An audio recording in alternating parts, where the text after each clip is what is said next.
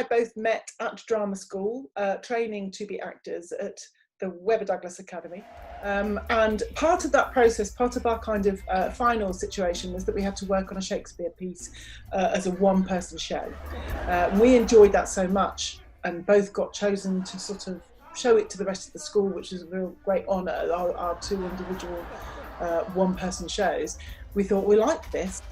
And we realised that, I mean, even though we've been in the same class together for a long time and done odd bits and pieces, we worked really well together and we enjoyed working together. So that became, I mean, we were together as a couple by then anyway. And so after we left drama college, it became very obvious that if we wanted to work as actors, that we needed to create our own company.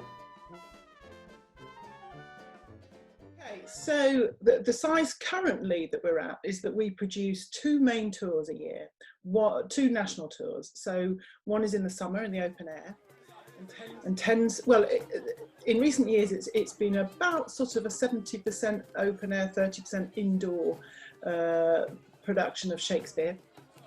And that happens every summer. And then in the winter, since about 1994, we've been doing productions of classic tales which have been in theatres. That's again has traditionally been about a 3-month tour. The summer is about 3 months. Then in between that, there's lots of other work as well. Out! 1, 2, 3, 4! So we have had a regular commitment to Chatsworth House to provide their actors for interpretation, and that's a sort of 7-day-a-week gig twice a year for about 3 months. And then apart from that, there is a lot of corporate work as well over the years that's gone up and down actually as recessions have hit and come out of recessions, and then recessions have hit. We've gone through 3 recessions, national, recessions in our time, and survived them all to date. Our summer production, we employ 6 actors. Winter production is 5 actors. We don't tour a stage management, but we do have technical help throughout the summer. We have one person that we engaged on specific occasions. And then for our work at Chatsworth, we have a pool of about 15 actors. It's the final countdown. What's changed is there's no work, literally no work. From being really busy, from producing 4 major projects and small other projects like smaller scale shows and one-offs and education, workshops, various bits and pieces that we come in, bits of corporate, to nothing. We have a tour, our 3-month tour booked for the summer, this summer, which was the production of Comedy of Errors, and nada, nothing. Nobody could carry on with the booking. But quite early on, companies were cancelling their tours. Very quickly, yeah. Really quickly. And we didn't, because we were hopeful that it would, possibly all clear up by the summertime. And I thought if ever there's a chance of any performances going on, they'll be in the open air. But gradually we started to have more and more conversations, and more venues were struggling, because obviously some of our performances are indoors and some are outdoors, and we're also over in the Channel Islands, and they had an individual kind of quarantine need, and so we were coming into sort of discussions about whether they would be quarantining and all sorts of things. And then when it came to sort of May time, I think we had a few conversations and reached a point of saying, do we do anything or do we do nothing? And to do anything would, whether it be a small scale or whether it be a large scale, financially the risk from smaller audiences, risk to health of the actors getting ill, and that affecting everybody in terms of them, all of us having to isolate. The risk was really high, and so we just couldn't see how we could do it financially. You got some really good news recently, didn't you? We're very lucky to have received a grant from Arts Council England, which has enabled us to survive until March 2021. And part of that grant is to do a project, a tour, pre-Christmas. So we're doing that. I wanted to sort of go, well, I'm pretty sure we won't get any of it, but we're going to apply because we want to be in the experience of we are part of the arts world. So how have you coped with little or no income over the last few months? We've gone through a summer of dealing without it, living on reserves, managing to do a few performances. We got some film work, we got a little bit of theatre, outdoor theatre work, where we were able to locally, didn't have to stay anywhere, didn't have to worry about socially distancing, worked in a small family bubble. And then when all that finished, we went, right, we haven't got anything now until June. And even that's diminishing. And and so it suddenly, gradually came upon us that we can't continue to pay the mortgage and have anything left to even think about retirement in the future. And so perhaps we need to, think about moving. Liquidise any assets that we've got, and our asset is our house. Yeah.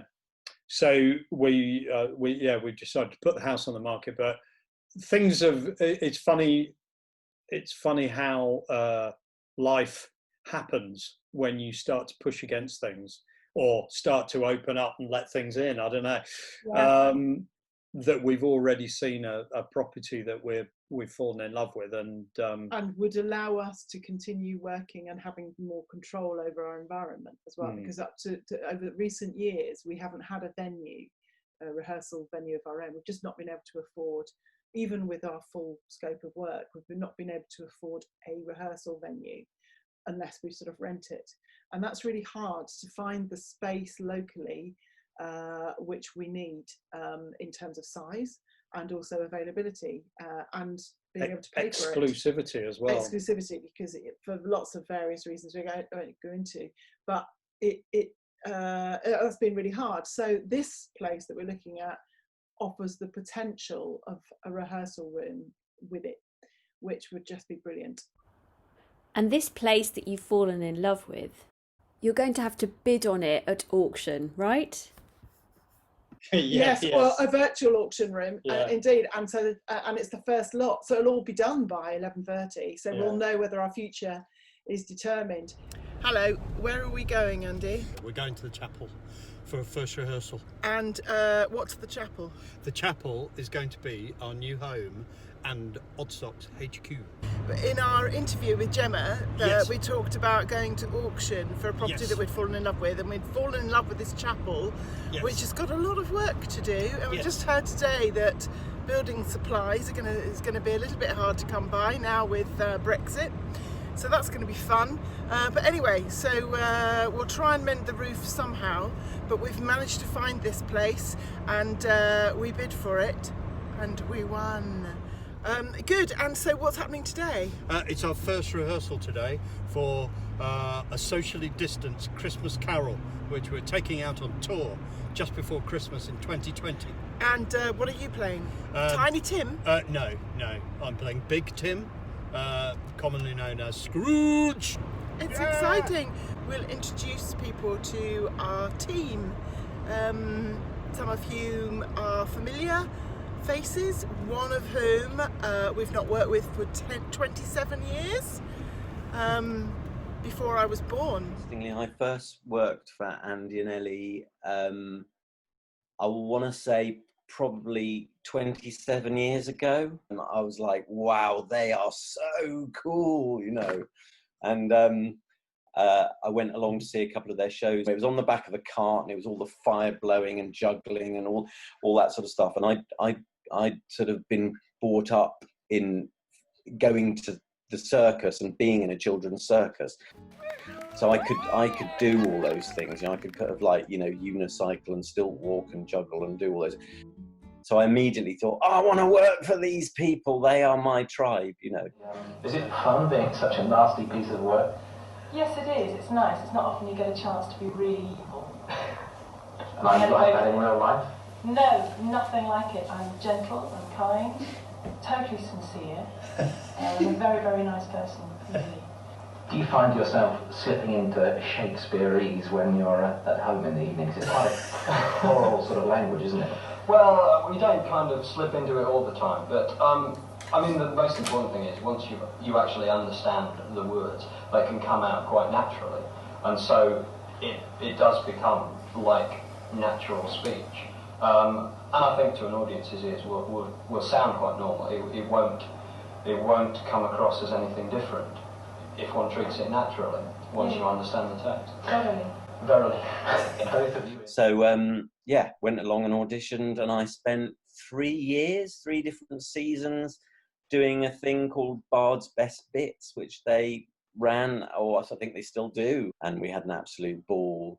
And I think they just really inspired me to set up my own thing. So after I worked for them, I did. It was a pretty big surprise to suddenly, out of the blue, get a message from Elli saying, hey, don't you do puppets? Isn't that what your thing is these days? We'd love to get someone to advise us. That was her first in. And then very quickly, we seemed to be talking about it as if I was in it. So it's weird, isn't it? It's a bit like, these days with social media, your past, your present seem to kind of like concertina into the same world. So, when we suddenly were there, initially face-to-face over Zoom having rehearsals, but then suddenly there I am seeing these people who, we're nearly 30 years older and so much water has gone under the bridge. I mean, God, it was a strange thing. But we hit it off and we made a show in front of me, but my legs are his legs. Right. So he's kind of coming forward through the door, and then, there's this sort of thing going on. And Yeah. So the idea with this is that this is supposed to be like a candle flame, or I wondered about actually having a little baby, a little white silky baby with baby arms that kind of, so I'm a kind of, I don't know, I'm a candle baby. As a child, I always put on puppet shows and shows for my parents, and my parents had a little puppet show of Thumbelina that we toured round to little village fetes and things like that when I was a kid. And so puppetry was very much part of, when I then started to make my own shows, I would always involve puppetry in what I was doing. What I might do with Iggy and Wanty is do their faces out of chamois leather. So they've kind of, it looks a bit like kind of emaciated skin. They don't quite fit their skin. Yes, yeah, exactly. So it's a bit wrinkly and a bit kind of, just I'm going to stretch chamois leather over that egg. Oh, hello. Welcome. Do come in. Thank you. Welcome to our chapel. So what's this? This is a chapel that used to be in the Nightingale family and was first built in 1671. And Florence Nightingale sat Be here. Florence, be Florence. Florence sat here. Shush, there's a sermon going on. Florence Nightingale's summer residence was just down the road in Holloway, Lea Hurst, and this was originally their family chapel, but it was Methodist dissenters, which is interesting. So what will this Ultimately, be doing? This will be our rehearsal room and work studio, recording studio, potentially a performance space, and art studio, workshops, all sorts of things like that. The worry was that something like this, which is historical and architecturally a value grade 2 listed, would fall into the hands of developers to knock it down or get rid. We bid for it and we've got it, and so our aim is to look after it and use it for the community and the space, for artistic work really, and therefore look after it and love it and keep it going.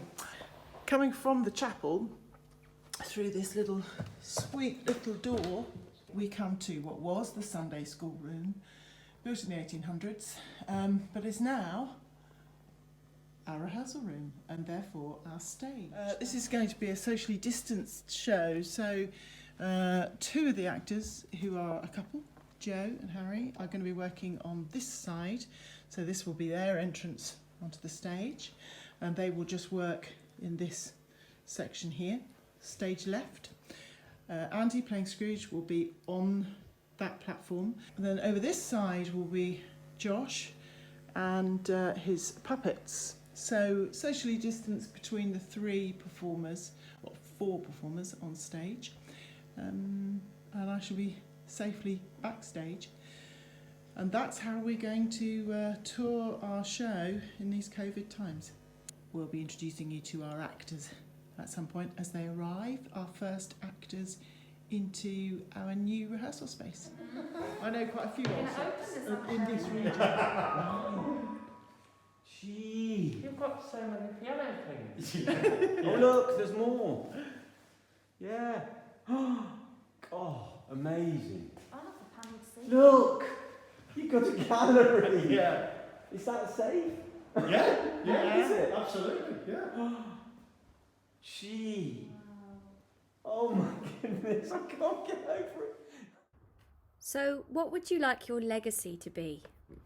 It's the sort of question that we often think about and have talks about, really. And a few weeks ago, I don't think I would have been able to answer it as easily as I feel like I can now.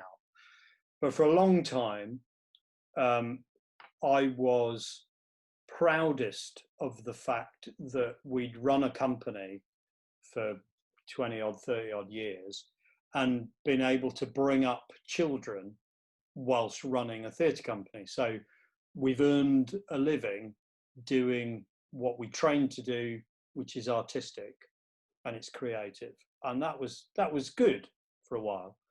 But then I started to think, yeah, but what kind of life are our kids going to have in this world of low pay, difficult to find housing, things like that. But more recently, I think I've learnt that what's important is being you, being yourself, and promoting the fact that everyone needs to just chill out and be themselves and get off this rat race a little bit. And if we are able to maintain a living by being creative and supporting family and giving them confidence to believe in what they do and what they feel, then the more we can spread that to other people as well, the better. So I think it's about no great legacy other than being proud of being ourselves. But also, it's enabling and empowering people to make decisions for themselves, so that yes, we have done the audience joy thing, and that's great, and I love that. But the people that have worked for us have brought a lot to us, and we've without trying have been an influence on their lives because they've had an experience, Yes. and they take from that experience what they choose to take. And some people have, gone with it and flown with it, and others have gone, I'll put that back in the closet and go somewhere else. Oddsocks have completely shaped me as a performer and as a person. Gave me the love for performing, taught me completely how to work with text and understand Shakespeare, boosted my confidence massively, taught me how to play a handful of instruments, and then just learning life skills of them as well, like as a person, just to be friendly and courteous and ask questions and believe in yourself and everything like that. So yeah, they've completely shaped me as a person. I didn't even know what a drill was, and then I had to build a set with them when we were doing Julius Caesar. We'd finished the day's rehearsal, and I was like, all right, okay, good night everyone, see you, great day. And they were like, oh no, you need to go into the workshop. Oh, to what? To the work, we've got another room back there. Oh, brilliant. Oh, there's lots of wood and metal bits. Yeah, can you make, we need to portray 20 Roman soldiers operated by one person. So if you crack on with that, and I'll be back in a minute. Go. And I'm there going, right, okay. Just had to build, didn't really know, asked loads of questions, learned stuff, then got quite addicted to building stuff, and then built this house. Do that. We didn't sort of set out to change people's lives, but we have just, and I'm learning this even more, you almost don't have to try, you just have to do, and it you know, affects people. So the teamwork aspect of the company is crucial. I think it comes across in the performances and in the relationships on stage and the relationships with an audience.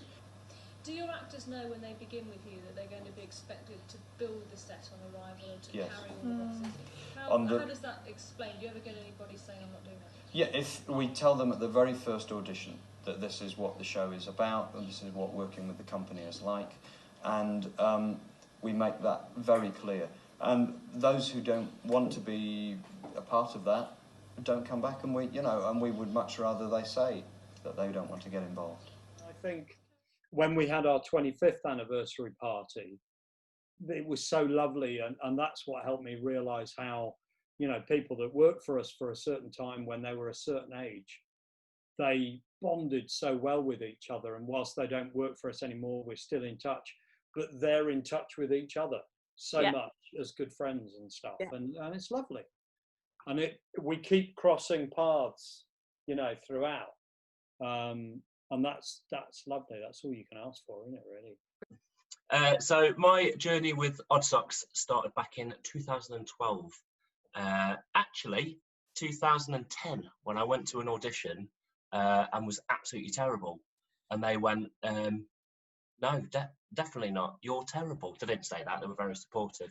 And I think the following year, I had a couple of drama school mates who were performing with Oddsocks, and I went to go and see them. And then they needed to get a set down to you guys. And I said, I'll take the set for you, as long as you give me an audition again. And they went, oh, we've literally got no one else to take the set down. Okay. Took the set down, got an audition for the following year. They handed me the script. Again, I was terrible. And I said, do you mind if I nip away for half an hour and like work with the text, because I'm not very good at sight reading? And they went, oh, yeah, okay, yeah. Nipped off, came back, performed it, and they went, oh, thank God for that. We just thought you were terrible, but it turns out you're just not very good at reading. Was it completely out the blue when Andy and Elli called you? Yeah, completely. Like everything had shut down.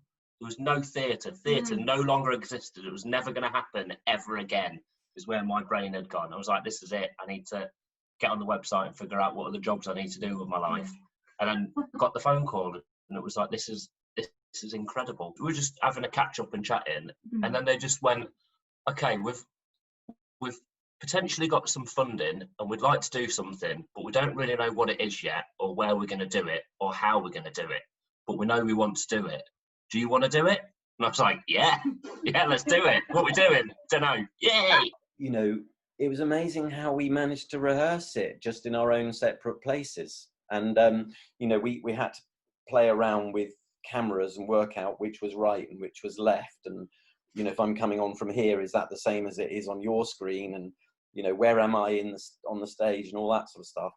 But, you know, when we actually had gone through it like that on our own and then came together, I think the first day we came together, we did a run through and we were like, oh my God, you know, we know, as long as we we've learned the lines, we know where we're standing, we kind of rehearsed it like this. It was surprising how much, you know, we'd achieved, even though we were in completely separate places. And then we only had, what, I don't know, 3 or 4 days to throw it together. I mean, we had a week, production week, but it was like 3 or 4 days before we had to then move to the theatre and then film it a day after. So it was all very quick and intense. There was one point where we were trying to work out the logistics, because initially we had this idea that the stage would be split in 2 because of social distancing. I'd be on one side doing all the ghosts and they'd be on the other side doing all the other characters, and Scrooge's on the bed in the middle. So if necessary, we could arrive at the theatre and keep separate from one another and not have to touch anything, or just be in our own bubbles, basically. So there was one scene, well, 2 scenes in particular, which were the Cratchits, and I was supposed to be puppeteering the Cratchit children, and they were the grown-up Cratchits, and you know, parents and children want to sort of cuddle and be close together, and they're talking about the death of a child, and you know, I was like, oh God, how are we going to do that? And I just like, can't those 2 puppeteer? And they're like, oh, you know, I don't know, can we? And Harry and Joe were, you know, great to just jump in and have a go, having not really ever done anything before. But I could see quite quickly that they had the sensibilities that were required. I think working with Josh was amazing. It was such a privilege to work with someone who, like, he's just incredible at what he does. And we had this one Zoom rehearsal that was just us and him, and I think Ellie was there. She was sort of doing some work and recording it in the background, but he was sort of helping us with the puppetry. And we sort of finished it, and I was like, you'd pay a lot of money for that kind of workshop, like this sort of specific targeted puppetry workshop with someone who just knows what they're doing to such a high level was amazing. And like, it was such a challenge having them. Like, I'm like not very great physically anyway. I tend to, like, I don't know my left from right. I get myself very flustered and confused, and then it's like if you're talking, you have to look out front and they're looking at you, and then when they're talking they look out front, and like, it just took me ages to like get my head around it. But then really quickly they become real people. Like, we were joking, there was one point, I don't know if it was on stage or rehearsing. It was on stage, yeah. And Peter, my puppet, had a line, and I was just looking at him going, oh, it's your line. Why aren't you speaking? I just, again, let me just throw a few basics at you. Like, practice them looking at whoever's talking. Just literally, just, yeah, perfect. They kind of, rather than doing that, what they do is kind of that. Yeah. You see what I mean? They kind of, but do a kind of like, just a very gentle, yeah, that's it. So even just with a little tilt of the head, a look like that, we can imagine that his eyeballs have gone up to you, you know. Yeah. It doesn't have to. And perhaps, Harry, try Peter, like tilting his head towards you, but sitting back slightly as he looks at you. So sort of, that's it. Now he's looking at you. Perfect. When they're looking at whoever's talking, they can just do little kind of, you know, just little nods and little tilts, and you know, just very small things that make them look alive. You're doing those little kind of, you're tilting your head, you're raising your eyebrow, you're nodding, you're doing a bit of smiling. It's the same with the puppet. The naturalism of it, I think, is just in the focus and in the small gestures, and making sure that what they have got to say, when they have got the focus themselves, that you feel comfortable that you know what you're doing with them. Yeah. We care about the product that we put out there, and the actor cares about their performance and the product and the team, and you know, you get various levels and degrees of care, but everybody's caring about it. When they're not, you can tell. So what next for Oddsocks? We have a tour for the summer, or in all intents and purposes, booked. What format it will take, we don't know, because we won't know what's able to be produced. Because if venues can't run, if they can't go forward because they're still closed, it will have a dramatic effect on the scale of what we can do. But I'm pretty confident that we'll do something. We'll do something, all being well. vaccination rollout, nice dry summer weather, and not too risky to tour, no one getting ill, then, you know, if all that comes together, then we'll be able to tour. What keeps us going is our audience and our loyalty and and the amazing response we get from people who come and paid for their tickets to come and see us, which is amazing, and that's what keeps us going. And also, we want to develop our new venue. We want to make the most of it. We want to protect it and look after it, and create an organisation that will look after it and use it for different purposes that mean that the community can have access to what is a beautiful space. We've got to make it livable first. Yeah.